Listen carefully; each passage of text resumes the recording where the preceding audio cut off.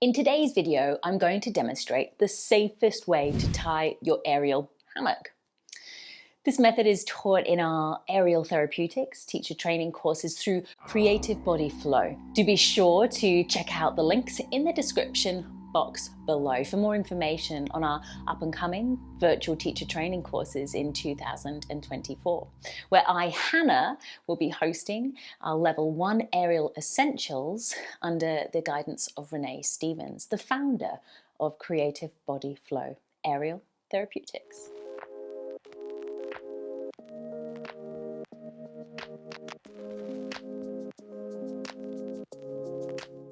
So with the method that we take, we'll need an extra piece of equipment that we refer to as a choke.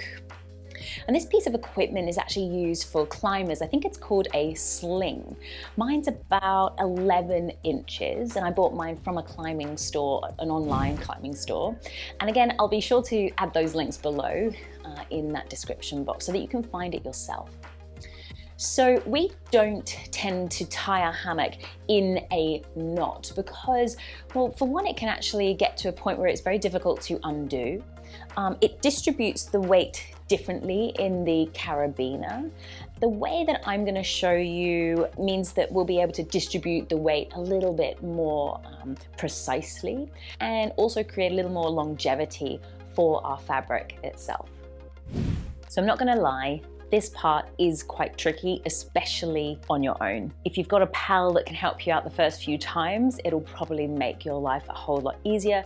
But I'm gonna film this on my own, proving that it is possible to tie your hammock on your own as well. So first of all, you need to just lay out your fabric on the ground.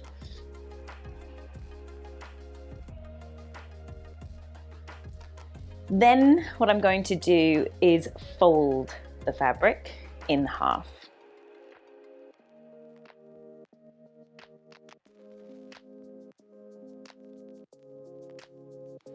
I'm then going to fold it into quarters.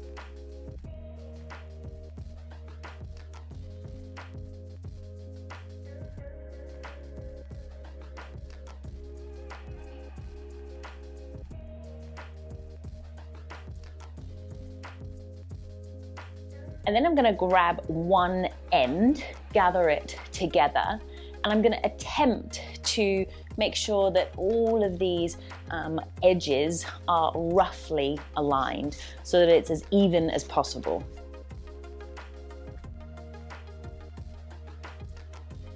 You want to try to avoid one part of it hanging a lot lower than any other part. Once you've tied it, you want them to be roughly as even as possible. So no edge is hanging a whole lot lower or higher than any other edge.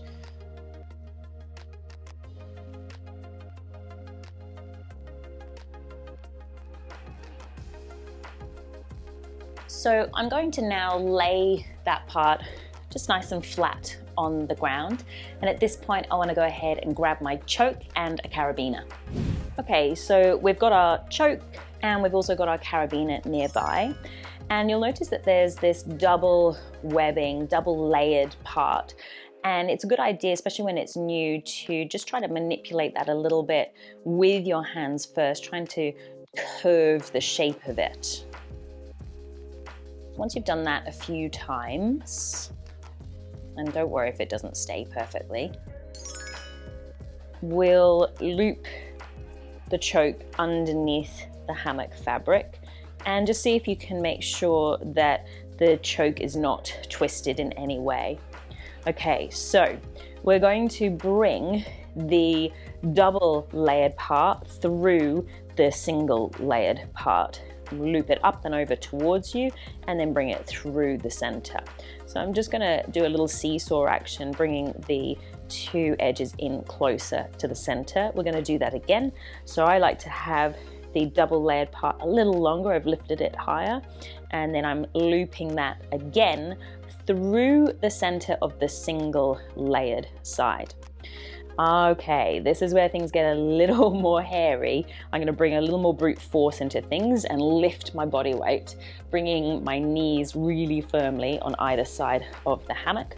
I then want to pull nice and tight together, and once more see if I can attempt to squeeze the double layer through the single. This is where things definitely start to get a little more tricky. I'm going to grab the carabiner and just open it and see if I can bring that through the loop, and then I can finish off the rest using the carabiner and a bit of brute force. So pulling it up and through, and we have got that locked into place. So I quite like to get rid of the excess part of the fabric. I do find that this is usually easier once I've tied it up, but just showing you here whilst we're at this point, I'm going to bring my fabric over one hand palm facing towards me, and then bring the excess towards my body, wrap that over my wrist, then my opposite hand's gonna loop through, grab the tail and pull through.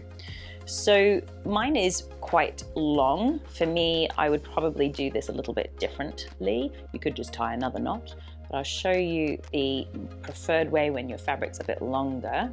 So I'm gonna start up in the same way, just loop the excess over my hand, wrap that around my wrist and away. Opposite hand dives in, and then instead of grabbing towards the end, I'm gonna grab quite high up and pull through, but quite gently. So I'm just gonna bring opposite hand out, and instead of pulling the tail all the way through, I'm actually gonna keep it tucked inside. And that way, it's just shorter. So I can undo that really easily by just pulling the tail, and it's open. So at this point, when you've got both ends tied, this is when we can fix onto our daisy chain, either on our A-frame or into the ceiling. And the next video I'm going to post is going to be setting up at-home rig and A-frame that is portable. So that wraps it up for today's video on how to tie your hammock. And now it's your turn. How do you prefer to tie up your hammock? Is it a different method to the way that I use? Feel free to share your thoughts and your comments in the section below. And please don't forget to check out the links for the Aerial Therapeutics Teacher Training courses that I'm involved with this coming year. Thanks again so much for joining today. And if you found this video helpful, please give it a thumbs up so that I can see that you enjoyed it. Thank you for watching this video, and I hope you enjoyed it. Please don't forget to like it below, subscribe to my channel, and hit the bell icon. Not only will this keep you up to date with my offerings, but will keep content like Tula being free and accessible to all.